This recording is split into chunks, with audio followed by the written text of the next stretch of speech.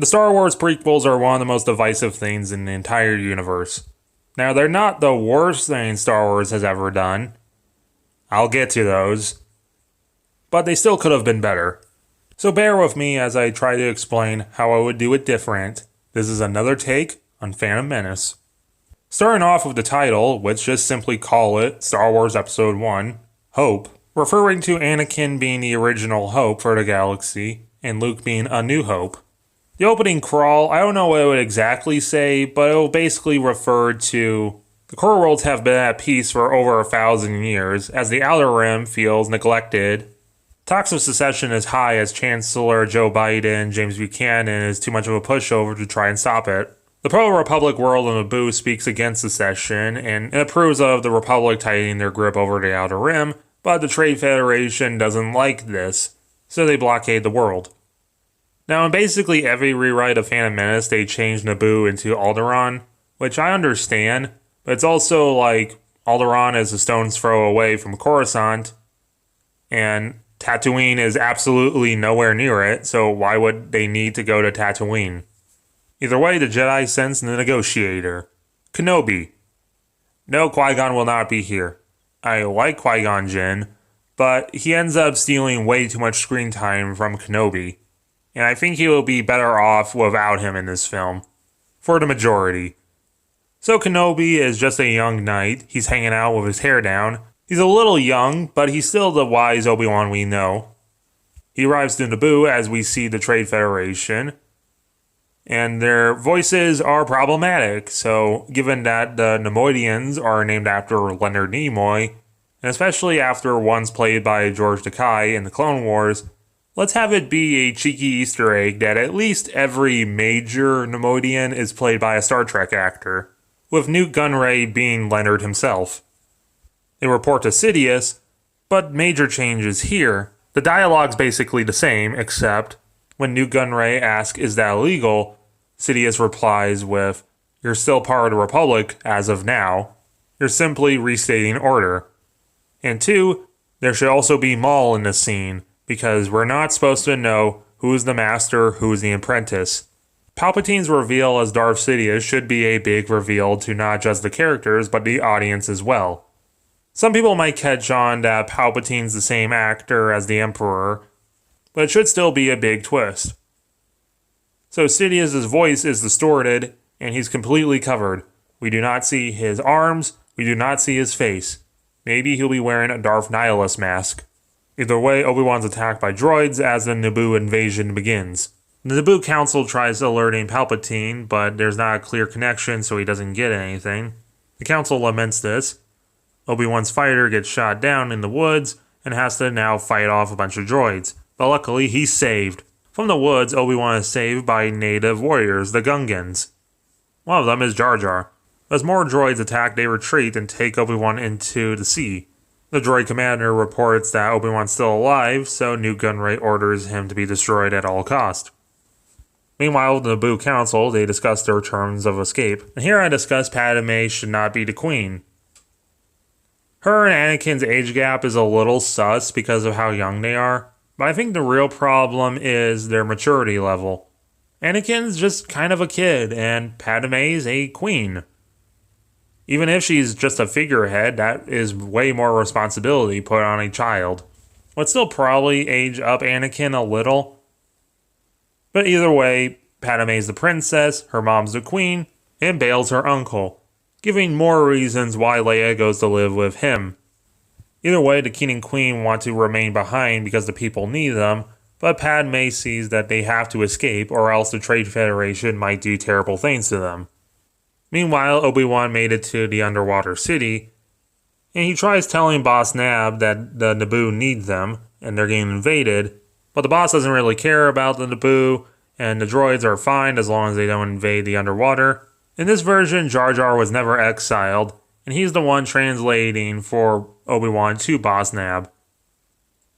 Either way, Obi-Wan leaves, and Jar Jar stays behind in the underwater city. Shenanigans involving ever bigger Fisher.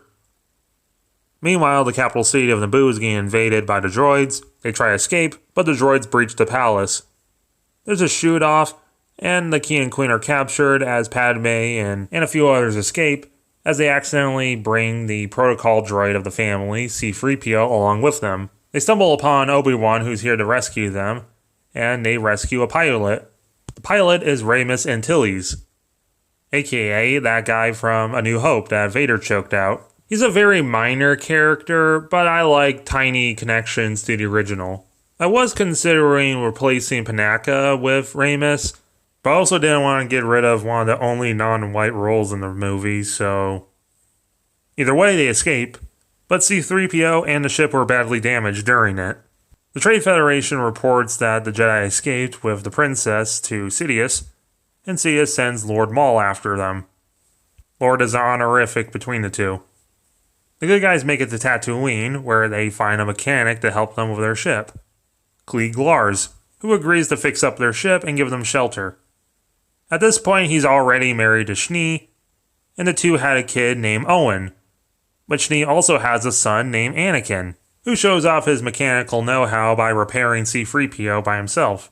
Cliegg says something like, "Oh, that's Shni's son, alright, he's something else." Obi-Wan thinks that's kind of weird phrasing and asks Shni about that, where Shni reveals that Cliegg is not Anakin's dad. In fact, Anakin does not have a dad. Cliegg is fixing up the ship where he realizes that they need a hyperdrive, but that's kind of hard to come across, especially for this model. Anakin notes that if anyone has the hyperdrive, it would probably be Watto. Shni doesn't like the idea of anything to do with Watto.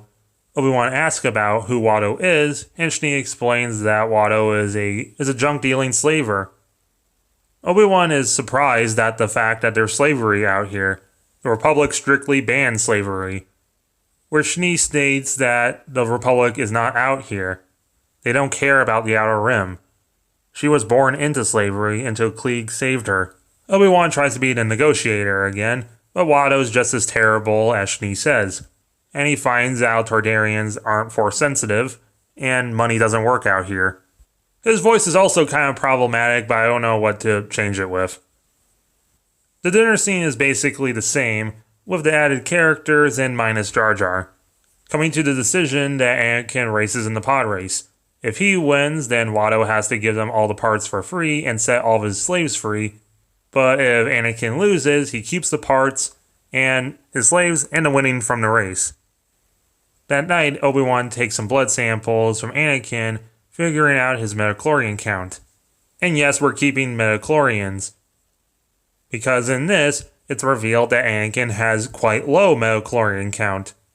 Because the midichlorians are meant to be a hyperclinical Jedi.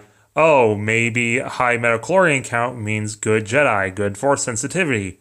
When in reality, it's kind of a factor, but not really. The Jedi are looking for high midichlorian counts only, which explains how Palpatine, despite being force sensitive, was not recruited by the Jedi, because he has a small midichlorian count. Either way, that night, Maul arrives on Tatooine, and we see the underwater city get invaded by droids.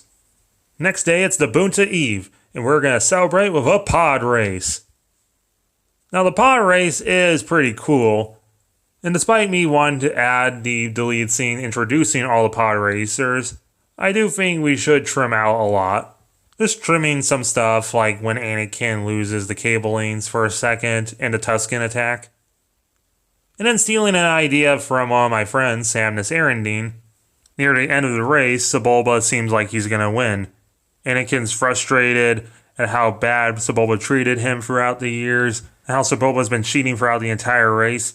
So eventually, Anakin just reaches out, and he starts force choking Sebulba. This is our first time seeing Anakin using the Force, and showing that Anakin does have a dark side within him. This causes Sebulba to crash, maybe die, but Anakin wins. Yay! Watto gives them the parts and frees his slaves. Shni and Anakin have a heartfelt goodbye. But oh no, Maul was watching on the HoloNet and saw Obi-Wan in the crowd. He knows where they are. Meanwhile, Anakin gets in a fight with Greedo, one of Owen's friends, who thinks he cheated. Obi-Wan breaks up the fight and becomes the negotiator again, saying that Anakin just has to tolerate his opinion. Violence won't change it, which will be ironic in the later films. But then Obi-Wan feels a disturbance in the Force. So he takes Anakin and they start running to the ship. As Maul arrives, as we get our first lightsaber duel of the prequels, which will definitely be extended from the original. Anakin makes it aboard the ship, everyone realizes what's going on, as Klieg installs the hyperdrive, Obi-Wan and Maul continue fighting. Obi-Wan is standing his ground, but Maul clearly has more physical strength. But then the group is attacked by Tuskens. This distracts Maul enough for the group plus Klieg to escape, and Maul has to fight off the Tuskens screaming Kenobi. The group finally makes it to Coruscant, and we meet Qui-Gon Jinn, Obi-Wan's master. He's a member of the Jedi Council, taking Yarael Poof's seat because Yarael Poof just ends up being replaced because he looks too much like Kaminoans. But either way, everyone but Qui-Gon on the Council is calling fake news to Obi-Wan's report that the Sith have returned, Naboo is getting invaded, and Anakin might be the chosen one. Qui-Gon completely agrees with Kenobi and says Anakin should be trained as a Jedi, while everyone else thinks, nah man, look at his metachlorine count, it's too low, and he's too old. The scene will be intercut with also basically the same fake news argument being explained in the Senate, with many in the Senate siding against the Trade Federation, but some agree with the Trade Federation. But thanks to Palpatine's manipulation, this leads to a vote of no confidence on High Chancellor Valorum. Later that night, Klieg hugs Anakin goodbye, taking the first shuttle back to Tatooine. Qui-Gon agrees to go to Naboo with everyone else, and Anakin asks Qui-Gon, instead of what midichlorians are, what the Sith are. Qui-Gon basically explains that the Sith are the dark side equivalent to the Jedi. For everything the Jedi stand for, the Sith don't. From here, the climax is basically the same. Everyone meets back up on Naboo, they find the Gungans, and Padmé apparently knows how to speak Gungan and convinces them to help them. Sidious tells the Trade Federation that the Jedi and the Republic knows about them, so they have to wipe them out. All of them. Battle of Naboo, Duel of Fates, Qui-Gon dies, Maul gets sliced in half, and Qui-Gon begs Obi-Wan to teach Anakin.